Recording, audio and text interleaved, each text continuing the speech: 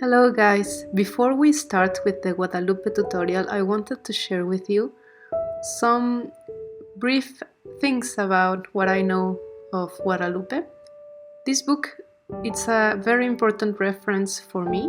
It was inherited by my grandfather, and I am going to take it as one of our sources to study the image of Guadalupe, her iconography, her elements, and of course the close-ups and the details, so that you guys can create your own Guadalupe taking on account her original details, but also some details that had been added over time or changed, or maybe if you like to play with textures, some of the details that are scratching off. To talk about Guadalupe image is a taboo in Mexico. You don't talk about the image as a painting because it was miraculous and it's believed to have been painted by God. And I just want to make clear that on this tutorial I am just focusing on the elements that are on her so that we can draw them according to many people who has studied the image deeply and all the interesting details that you can find around her, like the stars constellation that appears on her mantle, showing the time that she appeared on Mexico. So there's a lot, guys. There's a very complex topic when thinking about painting Guadalupe. So that's why I was wondering if it's okay for you guys to divide this tutorial in parts, so that we can focus first on her face and her body, and later on the other details like the stars, the arabesques, the colors, so that I won't tire you guys by intense sessions, but also so that you can digest the information and all the things that you will learn here, just to keep them in mind and then be prepared for the next parts little by little. So we're starting with the face.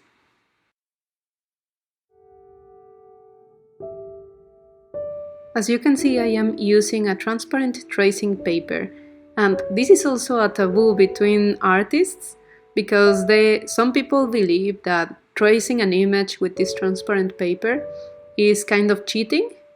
But for me, this was the first thing that I did to practice my traces and to learn to draw.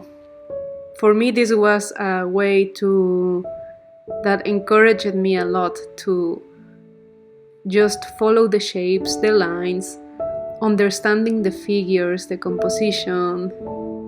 So I will encourage you guys to use the tracing paper a lot, especially when you're studying a subject as complex as this one, or portraits or any other kind.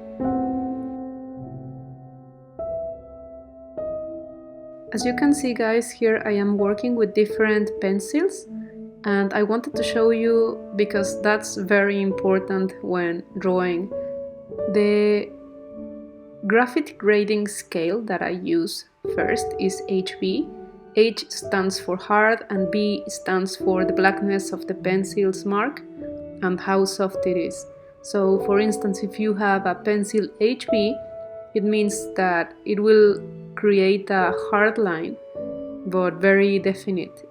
And if you go with a 2B, 4B, 6B or HB, the HB will be the darkest one and the softest one.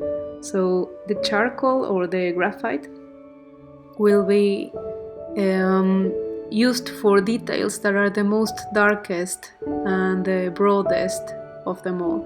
And the HB will be for the details that are the most fine in the drawing. So combining all those kind of pencils will help you also create the shadows and to be familiarized with the light and the volume of the figure you're drawing. In case you may be wondering that is this video just to be about tracing her and watching me just drawing over her and then copy her? No, it's not going to be like that. I am just making a point here that remember how did you learn to write when you were kids at school? It's the same principle. If you learned as I did, like just tracing the letters over a transparent paper, and then later on you would be able to memorize the shape of each letter and its meaning, and then you would be able to write it very fluently, and your hand would have the memory of that movement. The same happens when you are drawing constantly or painting constantly. Your hand kind of has a memory of its own, but also your eye and mind connected with your hand, and it becomes more intuitive in my point of view. So the more you practice and the most you learn from other references or tracing, you will be able to paint and draw by yourself, and I am assuring you guys that this technique will improve a lot your paintings and your drawings every time. So let's go to the next part of the tutorial.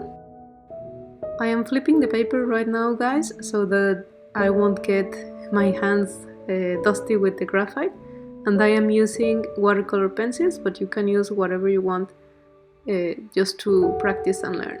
So first of all, her face obviously is oval, so I am tracing an oval shape. To study her features and the complexion of her face, we are going to use geometric figures as a guide. As the face looks sideways and down, we place the center of the face at the tip of her nose. Draw a vertical line as this. Then we draw a horizontal line in the middle of the face to divide the upper part and the lower part.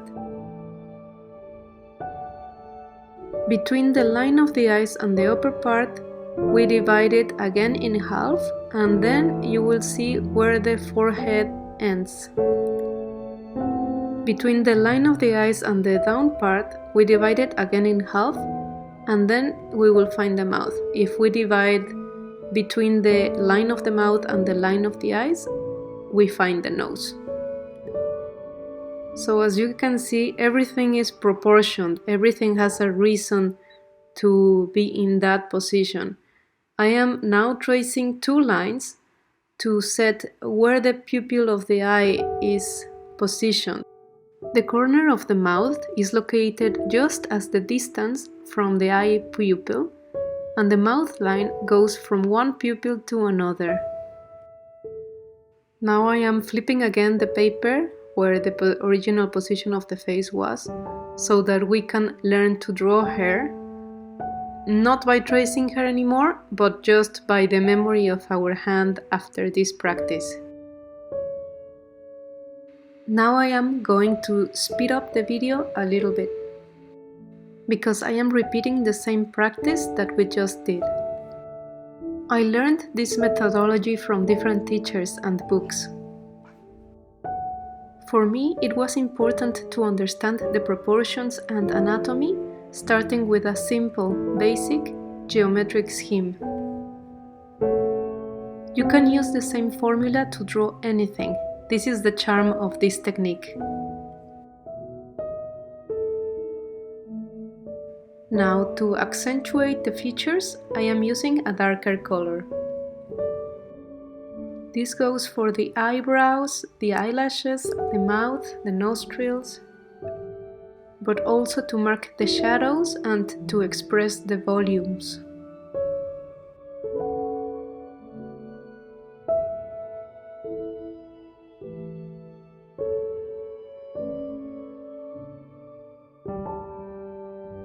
As you can see, the darkest shadows are in the eyelids and in the neck under the chin.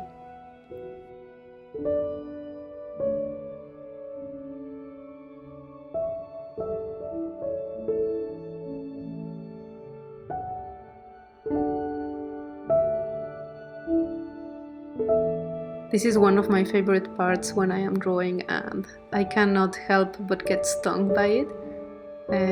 To model the features and everything starts to get prettier. But for now I think it's okay, guys. Just this part was to teach you how do I make the faces and how do I use the light and shadows and the understanding of the composition of the face. So if everything was clear for you guys, let me know in the comments below. Now we continue with the body of the Guadalupe.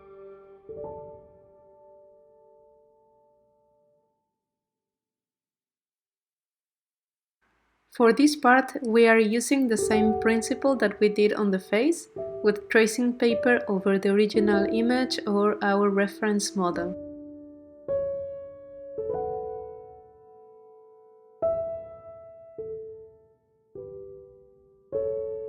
This is why I am speeding up this part of the video too, so that we can continue with the practice that we have been talking about.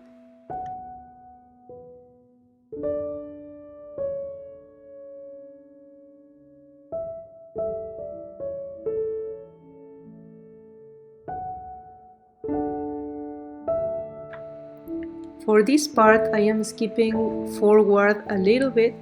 We draw a line in the upper part and we draw a line in the down part, and then we draw the size of the head.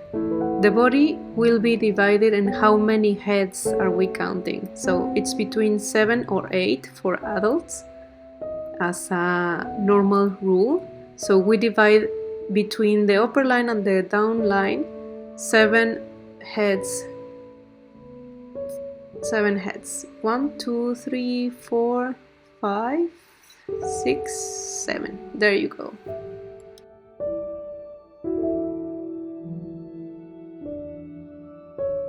As we did with the face, we are trying to understand the body proportions in the most simple and geometric way. So we draw a triangle from the shoulders a little bit below the second line until the fourth line where the waist will be. The fifth line and the center of the body usually is the pubic area, and then the knees are in the sixth line, and then the ankles a little bit up in the last line. The elbows more or less are in the same height as the waist, and the wrists are in the same height as the pubic area. The hands are usually the same size of the face. So more or less this is the most schematic way to draw a body. But then she is set in a different position. So we're drawing the hands just in the middle of the body, the same size as the face, as I said earlier. And then you can see the distance between the head and the hands over her breasts, and in a position in which we can only see one hand and a little bit of the other. We are also marking the size of the arm, basing the proportions that we just explained. And then the other one, it's a little bit sided because of the position of the Virgin Mary looking to one side. It's not completely central.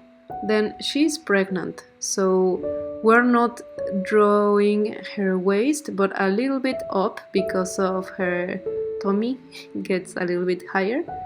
And then we're kind of imagining the size of her belly, and the position of her legs also is not completely straight, but she is bending a little bit a knee to the front and the other leg just a little bit more straight. The lowest part of her dress is covering her feet, so it also creates a volume. I am using here now a different color to show you guys the mantle that will be covering her body, so that you can see the difference between what is below it and what is covering her. So we can see, based on the image of reference that we have here by our side, that we can use the same lines of the body and the proportions to draw the dress and to draw the mantle. more or less in the same height as they are in the original image. So everything is related to proportion, to the body, to the anatomy. With this formula you can use this kind of guides to draw anything you want.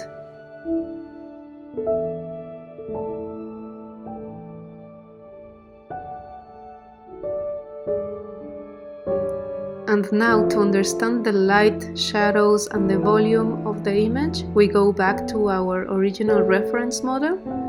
And the first thing to do is to observe where are the darkest points in the image.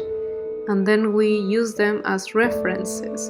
For instance, the darkest lines or the darkest corners or the deepest shadows.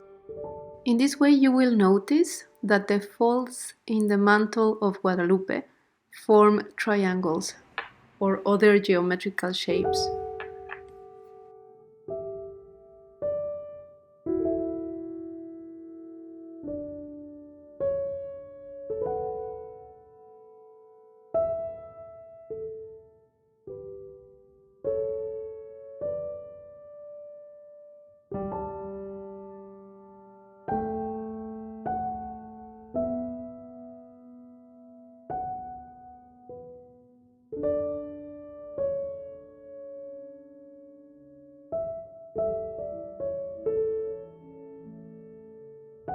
The golden edge of her blue mantle also follows a geometric logic.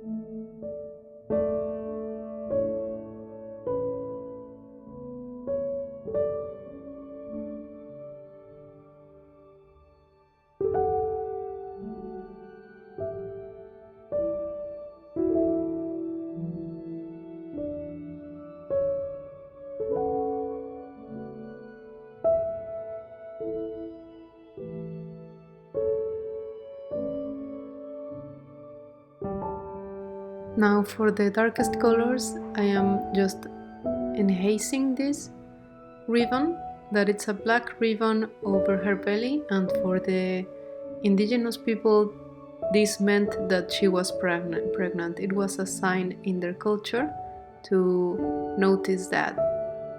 I am also marking these parts of the dress just to show you guys some of the little details, but also to tracing. I am also tracing here the shadows. As you can see, the light comes from the right side, so this part in which the straight leg is darker than the side of the bended leg, that it's coming to the front, to the lightest part. The lower part from her knee is also darker because the light comes from the upper side. So then we understand the shadows in her mantle in that way. The moon is black or dark, and as the position of the Virgin Mary is sideways, also the moon looks a little bit not even from one side and the other. It shows more one side than the other. More or less we can see the feet showing from her below her mantle and stepping over the moon.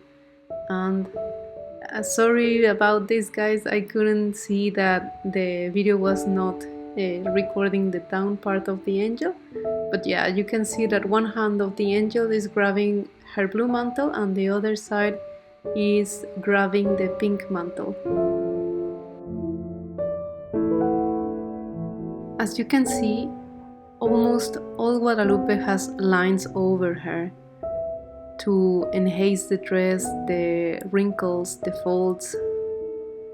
It's really easy to paint if you notice all these little shadows and little corners here and there. really schematic in a way.